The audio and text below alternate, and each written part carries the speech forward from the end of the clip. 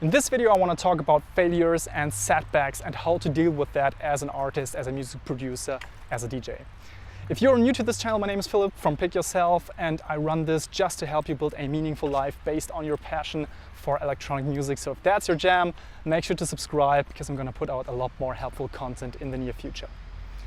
Now, talking about failures and setbacks, this is something we all encounter at some point. So just because you look at someone and think they're super successful or they're constantly on the rise, they also struggle with failures and setbacks, you just don't know about it.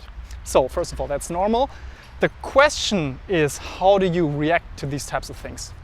Let me give you an example. Let's say you just released your album that you've been working on for the last 2 or 3 years, and you put your heart and soul into this fantastic piece of music, came up with a great concept, the musical content is fantastic in your opinion, and so on and so forth. The whole promo strategy in your eyes is great, and then you release the damn thing and no one cares about it. Crickets, yeah? So a few streams here and there, a few purchases, but that's it. It's like way below your expectations. Well, of course, this feels like a failure. This feels like a massive setback in your artist career. And the question is, how do you deal with this now in a productive way, in a healthy way? So I'm going to share with you how I typically deal with these situations, and you can see what works for you. I ask myself 2 questions that I've learned from my mentors. The first one is, who do I choose to be in this situation? Now, the interesting thing about this question is it reframes the whole situation. Instead of falling automatically into this trap of playing victim, the victim mentality, like the world is so mean to me, it's just because no one gives a damn about music anymore in general, like the world owes you something. This would be victim mentality, and asking this question immediately puts you into a different mindset, because if you're honest to yourself, who wants to be a victim? You can choose to be the kind of person that reacts differently. So the situation itself is completely out of your control. It's happened like that. But what you have in your control is how you react to this situation.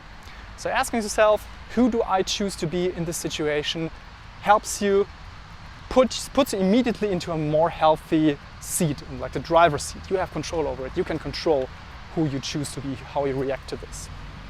And the second question, as a follow-up, once the first thing is settled and you're like, okay, I don't want to play victim here, let's see. The next question that you ask yourself, or that I ask myself, is, what can I learn from this? What am I learning right now?